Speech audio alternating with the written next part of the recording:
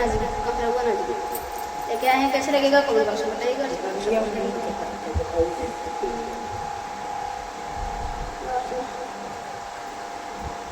कौनो अकिलिया बतावा मोरी ननदो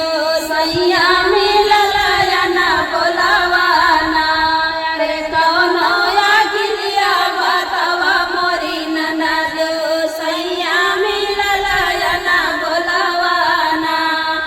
दलिया में नुनवा चाटक दैदा भौजी घर जाऊ पारे भैया बोली नहीं ना दलिया में नुनवा चाटक कैदा भौजी घर जाऊ पारे भैया बोली नहीं ना कौनो अकिलिया बतावा मोरी ननदो सैया मिलल ना बोलावाना हर जाई के खियाई के निकल गबे मनावा खाई के खियाई के निकल गबे मनावा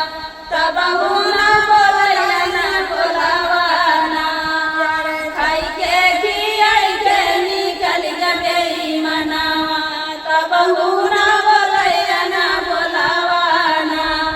कौनो अकिलिया बतावा मोरी ननदो सैया मिलल या ना बोलावाना लोटवा के पनिया गरम कैदा भौजी लोटवा के पनिया गरम कैदा भौजी घर जाऊ पारे भैया बोली नहीं ना लोटवा के पनिया गरम कैदा भौजी घर जाऊ पारे भैया बोली नहीं ना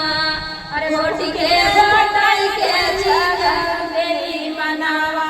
गोटी के गोटाई के चिकन बेरी मनावा तब